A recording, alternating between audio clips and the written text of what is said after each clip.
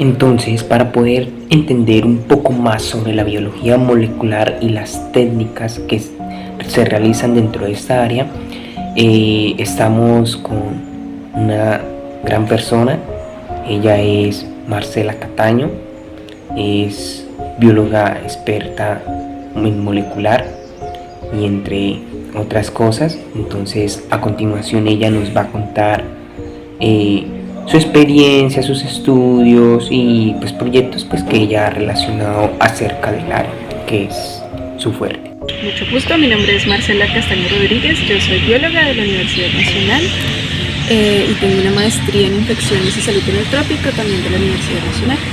Tengo ya más o menos entre 4 o 5 años de experiencia trabajando con biología molecular en enfermedades infecciosas. En la maestría hice un proyecto con resistencia cruzada a medicamentos en Leishmania y en el pregrado trabajé con un péptido quimérico como un tratamiento terapéutico en una línea de cáncer de mama.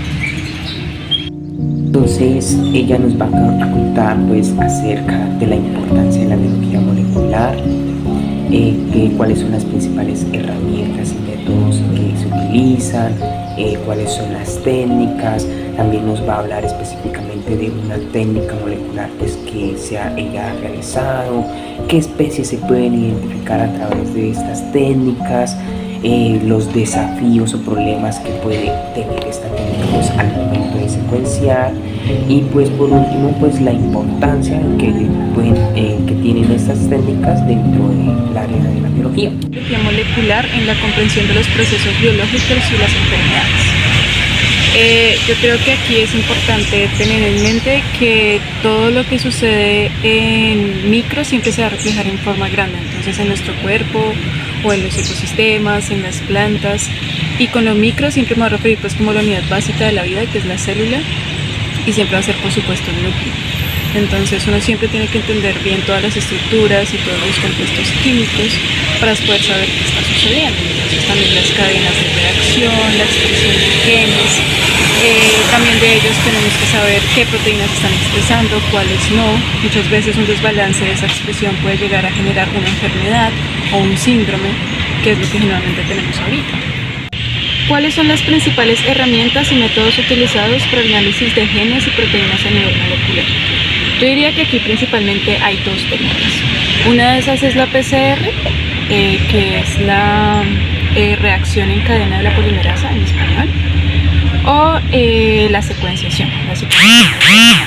Entonces pues ahí tenemos varias cosas, estamos ya en la era de las ómicas, entonces tenemos la genómica, la proteómica, el transcriptoma, que todas nos van a ayudar básicamente a saber qué está sucediendo a nivel genético en nuestras células. Entonces, por ejemplo, si hablamos de un transcriptoma, nosotros queremos saber nuestros genes, cómo se están transcribiendo, cuáles se están transcribiendo más que otros. Proteoma, cuando queremos saber qué proteínas se están produciendo más que otras. Eso también es muy importante. Y pues la PCR, que va a nivel molecular, cuando queremos ver tal vez la expresión de un solo gen, cuál se está expresando más que otros. Si, por ejemplo, queremos detectar un patógeno, también hacemos una PCR. La polimerasa es una técnica molecular que se utiliza para amplificar genes. Pues en ella necesitamos como diversos reactivos, por decirlo así. Entonces tenemos unos primers y tenemos una cadena de DNA. Digamos que la idea general de la PCR es coger un fragmento de DNA y amplificarlo muchas veces, ¿cierto? 1000 veces. Entonces para esto nosotros necesitamos unas herramientas, necesitamos unos primers, que son también unas secuencias pequeñas de DNA, que básicamente con esas secuencias lo que nosotros hacemos es decir el DNA de dónde a dónde él tiene que amplificar. Entonces, no sé, voy a poner un ejemplo, digamos la influenza o incluso el propio SARS-CoV. Nosotros lo que hacíamos ahí era amplificar el gen E, que es el gen de la estructura del envelope, como de todo lo que recubre al virus. Entonces, cuando uno quería detectar ahí ese virus, uno lo que hacía es buscar ese gen, que es el gen E. Entonces en ese caso uno cogía los primers para el gen E, eso quiere decir que ellos van a detectar un fragmento chiquitico de esa secuencia, la van a amplificar, quiere decir que la van a copiar muchas veces por medio de una polimerasa, por eso es que se llama reacción en cadena de la polimerasa, porque la polimerasa va a encontrar ese pedacito y lo va a copiar miles de veces. Y cuando ya lo detecta es que nosotros tenemos una señal en el equipo y por ahí es que podemos detectar si por ejemplo alguien tiene o no, si alguien tenía o no COVID, o en el caso de la influenza, que ya no es el E sino es el M, saber si alguien pues tiene influenza o no. La pregunta es, ¿qué especies se pueden identificar o trabajar con estas técnicas? Bueno, en general, uno con las técnicas de molecular que acabamos de hablar, tanto PCR como secuenciación, uno en realidad puede identificar desde una hasta varias especies.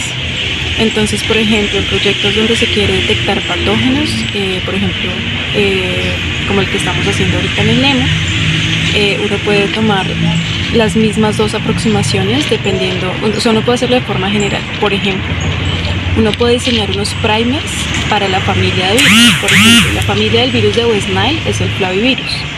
Entonces, ¿qué pasa? Que si yo quiero detectar virus pertenecientes a esta familia, yo voy a generar unos primers diseñados para esta familia. Cosa que si, digamos, una muestra me amplifica, yo sé que tengo un virus de la familia flavivirus, por ejemplo. No sé cuál, pero va a tener un virus de esa familia. Por ejemplo, si yo quisiera identificar qué virus es ese, yo podría ir a hacer una secuenciación para saber qué es lo que tengo ahí, y ya con las bases nitrogenadas y con esa información yo comparo con las bases de datos y ahí sabré posteriormente qué especie o qué cepa del virus voy a tener, ¿sí? Pero por ejemplo, si yo quiero ser más específico, desde la PCR, sin tener que irme a esta secuenciación, yo puedo generar primers específicos para una bacteria, por ejemplo. Entonces, digamos que uno quiere detectar una bacteria, no sé, podría ser Leptospira, podría ser esa misma que digamos es la que está manejando el proyecto. Uno hace los primers específicos para esa bacteria, para esa especie, y entonces lo que hace es correr la PCR con esos primers específicos. Digamos que uno puede jugar ahí un poco con la especificidad, si uno quiere familia o especie, hacerlo en la PCR. Digamos en casos cuando es muy complicado saber de esa manera, o sea, digamos cuando uno no cuenta con la información para poder generar esos primers, lo que se puede hacer es que uno ya se mueva a secuenciación, que es esta otra técnica molecular de la que estamos hablando, y ya con la secuenciación, independiente de la tecnología, que puede ser Nanopore, Illumina, cualquiera de esas tecnologías, uno puede, por ejemplo, tomar una aproximación de metagenoma, que es lo que están haciendo ahorita para análisis de biodiversidad. Entonces, no sé, si nosotros quizás quisiéramos ver la presencia de Leptospira en, no sé, en unos lagos o en un caño de agua, por ejemplo, lo que hacemos es tomar una muestra de ese caño de agua, y lo que hacemos es que la utilizamos, también extraemos para extraer el posible DNA que podamos tener en esa muestra, y la enviamos directamente a secuenciación. Y ya con la secuenciación, con unos marcadores, uno puede decir de pronto, no sé, digamos un 16S, que con 16S, que es la subunidad pequeña del ribosoma, uno puede ver comunidades de bacterias, y uno puede saber, por ejemplo, qué especies de bacterias están en ese caño, en el caso por ejemplo, en el laboratorio, nosotros aquí en el laboratorio de estudios moleculares de la Orinoquía, en el LEMO, estamos en el momento haciendo una detección de 3 patógenos. Estamos haciendo la detección de 2 virus, uno que se llama el virus del Nilo Oeste, que es el West Nile, tenemos la influenza aviar, en este caso, y también tenemos Leptospira. Los 3 patógenos en este momento se está haciendo la técnica de PCR, los 3, para detectarlos. Es exactamente, digamos, el mismo proceso que expliqué anteriormente con SARS-CoV o con influenza, que es de hecho el que estamos aplicando en este momento en el laboratorio. Para Leptospira y para West Nile es exactamente el mismo proceso. Para ellos también se tiene una diana molecular en específico. Cuando hablo de diana molecular me refiero al gen en específico que uno pues quiere detectar, y pues la idea es que uno coloca su muestra, ya sea pues la muestra, bueno, es en patógenos en animales silvestres. Entonces nosotros, por ejemplo, podemos tener la muestra de un chigüiro. Entonces con esa muestra de orina, por ejemplo, orina de chigüiro, la pasamos, nosotros no sabemos si va a tener Leptospira o no. Entonces ahí nosotros lo que hacemos es aplicar la PCR, que expliqué previamente, o lo que hacemos también, bueno, el primer paso es la extracción. Entonces ahí lo que hacemos es que ustedes, por ejemplo, tienen su muestra de orina, que no sabemos si tiene el patógeno o no, pero igual tenemos que extraerla. ¿Extraerla qué quiere decir? Es decir, coger el DNA o el RNA en este caso, que es de lo que está constituido el virus, por ejemplo. O en el caso de la bacteria, el DNA, que Leptospira es una bacteria. Entonces lo que hacemos es hacer una serie de procesos químicos para quitar todo lo que puede tener la orina, digamos en términos de células, o proteínas, lípidos, todas estas cosas que digamos no son propiamente el DNA.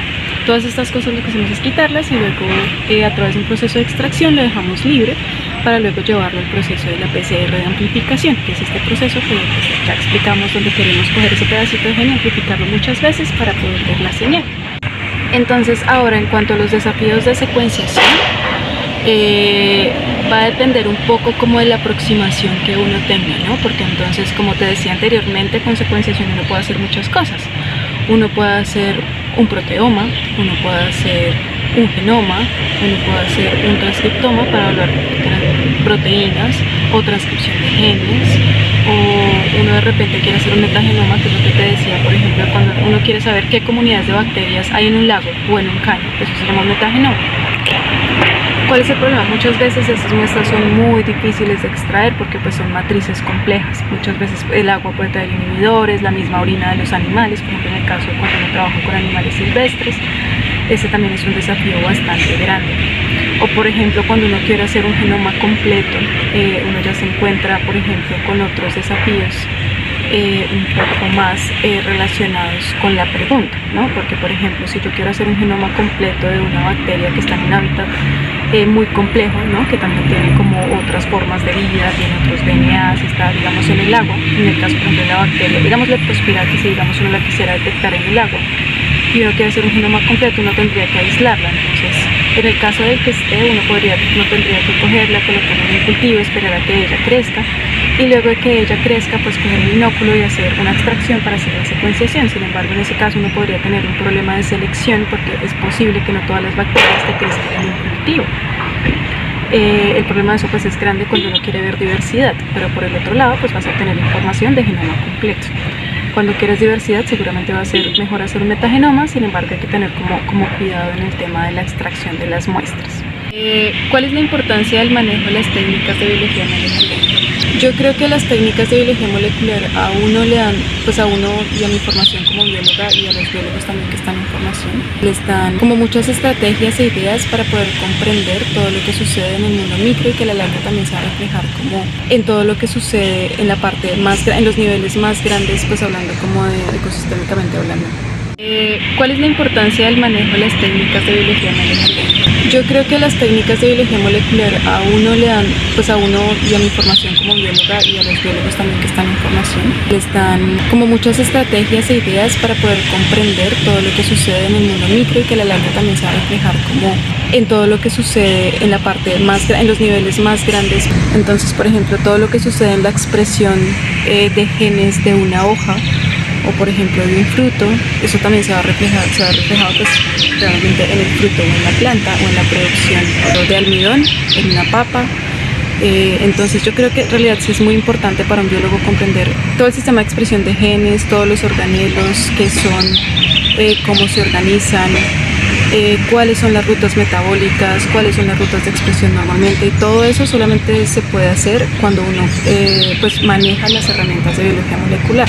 Lo digo porque por ejemplo la PCR es una opción que a uno le ayuda a evaluar por ejemplo la expresión de un solo gen al tiempo, o digamos si uno puede hacer no se puede evaluar hasta máximo 5 genes, o puede evaluar la expresión de muchas proteínas en un mismo momento. ¿Eso qué quiere decir? Que uno puede obtener como una gran fotografía de lo que está pasando en algún lugar, o en algún sistema, o en algún órgano, por ejemplo, del cuerpo, o por ejemplo en alguna planta, solamente con la extracción de un pedacito y luego mirar qué es lo que está pasando pues a nivel como de genético y molecular. Bueno, Marce, ahora por último, ya para terminar, un consejo que le quieras dar a nosotros los biólogos. Yo creo que el mayor consejo siempre para un biólogo siempre va a ser como seguir con esa curiosidad que pues uno siempre tiene al llegar a biología, y es toda esas ganas de preguntar por la vida, esas ganas de preguntar eso, cómo funciona ese árbol, cómo funciona esa bacteria, cómo funciona ese virus, es más, cómo funciona esa enfermedad. Uno en realidad no lo llega a saber, pero por ejemplo cosas como lo que se hace aquí en el EMO, el Laboratorio de Estudios Moleculares de la Orinoquía, de cómo funciona un patógeno, cómo funciona una enfermedad, ¿sí? y cómo es que llega un virus y luego entra una célula y entonces de la célula salen otro montón de virus, infecta un montón de cosas. Todo eso requiere una gran malla de pensamiento de saber qué es una célula, cuáles son los componentes de la célula, cuáles son los componentes, por ejemplo, celulares que intervienen en una respuesta inmune. Todo eso es maravilloso y todo eso siempre va a ser una curiosidad innata del biólogo. Todo eso es apasionante y esa curiosidad siempre tiene que estar encendida. Es como mi mayor consejo, y el otro es que siempre, y eso siempre lo relacionen con la actualidad. Entonces, dado que pues soy una bióloga molecular, que aparte va muy por línea de molecular y informática, que intenten, también procuren como estar actualizados, intenten mirar todas las materias de informática o de molecular que puedan, porque justo en este momento yo siento que en este momento 2023 mayo ha sido una mayor herramienta para ayudar a entender la mayoría de procesos y fenómenos que en este momento tenemos en el planeta. Desde cómo funciona una bacteria hasta la comunidad de virus o de patógenos de un salmón. Entonces yo creo que ese es como el mejor consejo. Nosotros los biólogos no somos muy dados a la programación, pero creo que es el momento que seamos más también interdisciplinares. Siempre hemos sido una disciplina muy interdisciplinar, es decir, eso suena un poco redundante, pero siempre necesitamos de otras fuentes de información para poder completar nuestro conocimiento. Entonces, realmente en este punto creo que mi mejor consejo sería siempre utilizar esa curiosidad y en este momento utilizar muchas herramientas de informática para poder sacar como más información de todo lo que tenemos a nuestro alrededor y apoyarnos mucho en esas técnicas de biología molecular de las que hablamos hoy. Muchas gracias, Brigitte, por la entrevista.